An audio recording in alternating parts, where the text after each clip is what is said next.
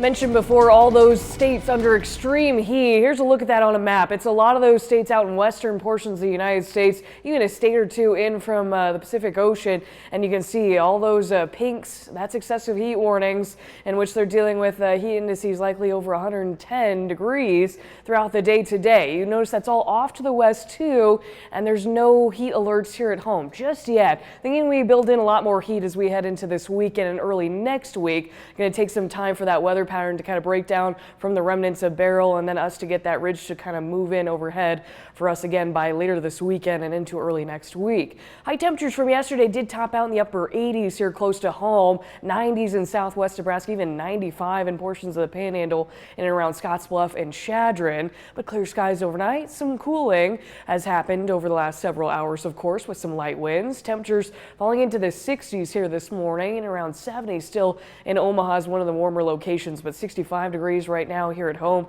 65 out in Hastings, just a little bit warmer in Kearney as well, around 68 degrees. Showing you across the state, temperatures are in the 60s for most of us until you get out in the Panhandle, and likely not a shocker to most of us that they're a little bit cooler at this time of the day, reading in the middle 50s. Winds fairly calm too. We've seen this now in a trend for most of this week. Calm winds just because we've had high pressure really dominating our area for quite some time, but thinking we see a little bit more of a short wave that'll influence our kind of weather throughout the day today. You already noticed some scattered, very light showers, if anything, out and about in portions of central Nebraska up to the north and east as well. Most of the precipitation in and around this short wave associated with this rain that you see in portions of South Dakota and Minnesota. And largely this is going to slide to our east, so the better chances to see some rain out of today will be kept off to our east, but we will see some spotty showers and thunderstorms try to move in with the heating hours of the day as we see that forcing move a little bit closer. And this all coming on the edge of the remnants of Beryl that now are affecting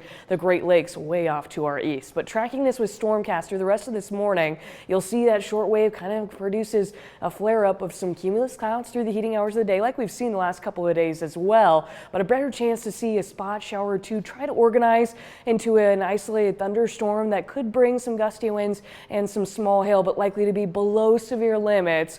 Again, not everyone going to see this. Still some of that activity through the early evening hours before we lose the heating as the sun goes down around 8-9 o'clock tonight. So 91 degrees for a high today, still slightly warming day by day with temperatures now returning back to the 90s, which is near normal for this time of the year. Just dodging a few of those spot showers and storms by this afternoon. There could be some more of that activity over the next couple of days, but again, it's going to be very limited. I think today, if you can call it that, the quote unquote better chance of any of these days we have going forward. And then look at that heat we're building in by this weekend. 101 by Sunday, 100 by Monday. As you can imagine, with a little humidity creeping back in, heat indices could be around 100 to 110 for us here at home over those couple of days. I'm already drinking water just to prepare. I know. I think you kind of start to sweat kind of thinking about it, but a few days before we get there. All right, sounds good. Thank you very much, Jessica.